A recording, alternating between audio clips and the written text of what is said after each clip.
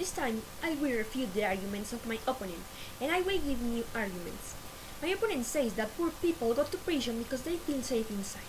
But, as I said before, it is necessary to abolish prisons. In addition to reforming prisons, we should create places to homeless people, where was given the support to survive. This way, we would avoid that people go to prison just for have somewhere to live. Also, my opponent says that the solution is to abolish prisons, and criminals should go to rehabilitation centers. But you would be forcing them to go to a rehabilitation center, and equally, you are depriving them of their freedom, and these were maintained with your money, which in the end would be the same as prison. My opponent also says that the society isn't going to be affected with the abolition prisons, but I said in my arguments why society will be affected, and now I'm going to reinforce that argument. If prisons were abolished, the people who were convicted of crimes were released into public places, just walking down the street. It could be dangerous. The crime rates would go up dramatically because they would go back to doing what they were caught doing before they got sentenced to prison.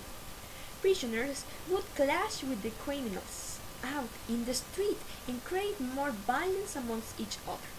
They will probably unite and begin gangs to regain power and take over neighborhoods. One of my new arguments is the trauma suffered by victims of crime and their families. Put yourself in their place. What will happen when a murderer goes free? The family of the victim will live terrified by the idea that the person who made them much harm is free and someday could do the same thing. Perhaps a criminal go to prison not relieve the trauma of victims, but at least gives them security and tranquility. Also, the reform of prisons could implement the restorative justice.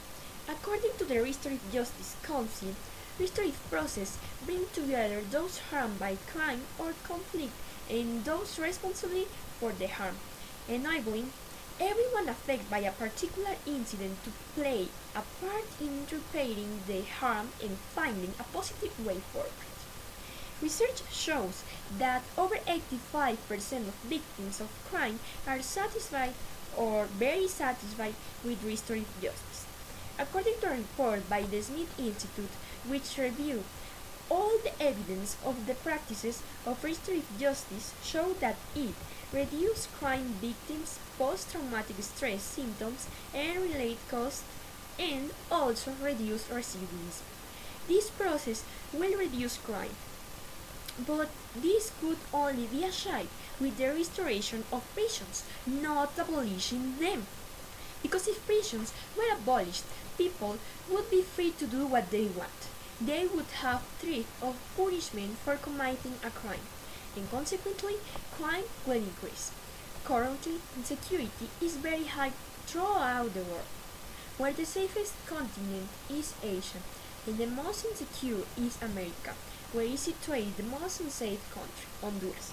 The statistics are alarming. There are 6 times more probability to die in Honduras than in Iraq. If the crime is very high now, this would increase if there were no prisons. That means that there wouldn't be any consequences for any criminal action. You're free to do as you please. After all, it's the land of the free. There would be no order in society, rules to follow. Everything would be dangerous and everything would just fall out of place because people would do what they please, just knowing that nothing can be done to stop them. Prisons were established for a reason, and that is to keep world order.